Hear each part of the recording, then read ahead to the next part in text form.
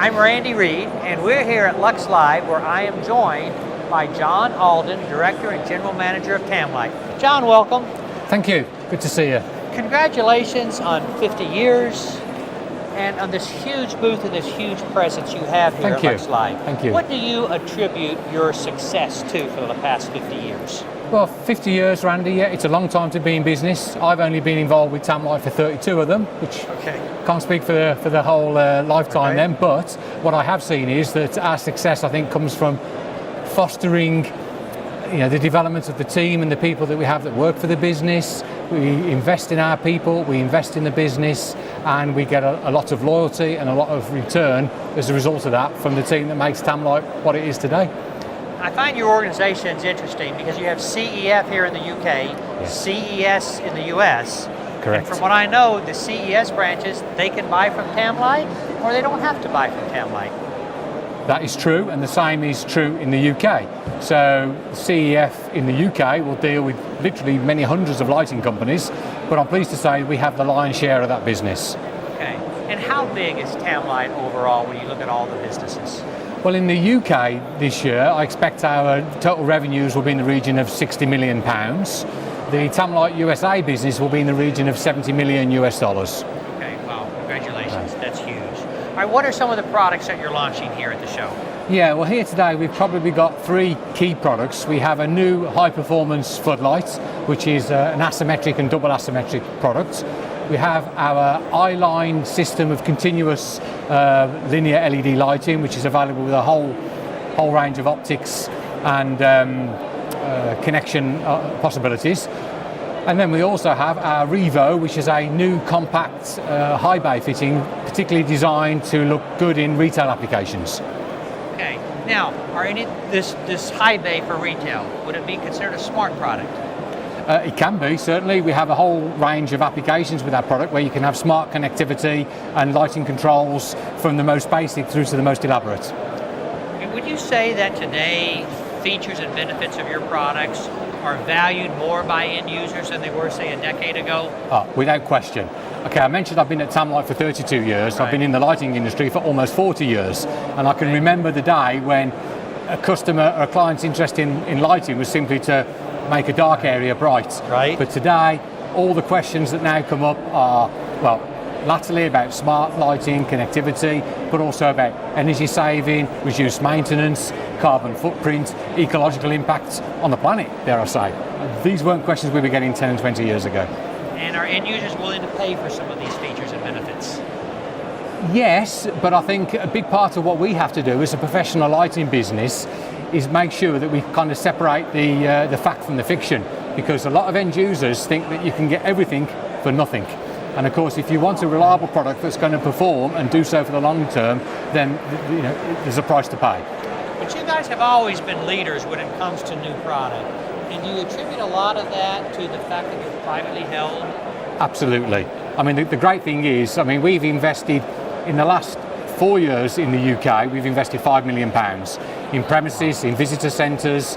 We put down our own surface-mounted electronic production line last year, and we're just about to double that facility. And the great thing for me is I can pick up the telephone, speak to the company owner, and say, boss, I need to spend £1 million on this project. Are you okay with that? He'll say, no problem, John. You've been doing a decent job for us over the years. Carry on.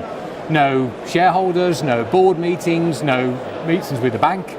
Being privately owned has a lot of benefits. And I do think that's where you have a real advantage over some of the conglomerates. And we've seen in the US one in particular that has really been in a bad way. But the whole industry seems to be kind of, I don't want to say suffering, but we've had some issues over the past few years. What can the industry do to get that profitability back? Well, I think there's two things the industry needs to do.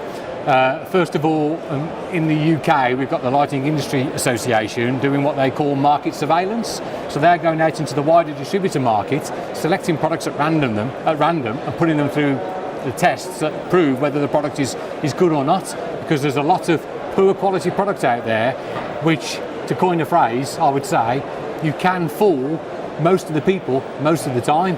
And that probably leads me on to my second point, which is about education. We have to educate our customers to ask some key questions, maybe not more than 5 or 6 questions, Randy, but questions that will separate the hype from the reality of what they're going to get for the price they pay. About the technical data, the lumen output, the power consumption, the SDCM colour ratings of a unit. A couple of 3, 4, 5 questions that will really be quite revealing. Well, I think what the LIA is doing, randomly testing those products and publishing the quality, I think that's wonderful. Yes. Now, I understand you recently added a specification team. Correct. Why did you do that, and what is their role? Okay, well we've always had a couple of guys within our wider sales team trying to get progress for us on specification, and we've had some good successes, I'd say, notably in retail and industrial and logistics areas. But if I look at, for example, healthcare or financial, there we haven't done so well.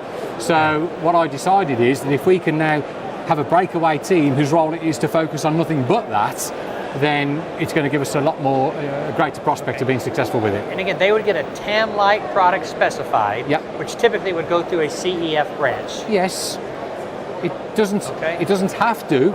I mean, they are our number one distributor, but we also have certain situations where, depending on the client's arrangements, we will trade with the clients as well. Okay. So right now we're in the middle of the LED revolution, and your company has done very well. What do you see as far as being on the horizon for the next technology? That's a real difficult question to answer, because if you look back in just the last 1 or 2 years, people have talked about answers to that, and they've turned into fads. OLEDs has been mentioned. OLEDs have just come Where and are gone before. And exactly. Where are they? Nothing's happened. For me, I think it's an evolution of what we got today.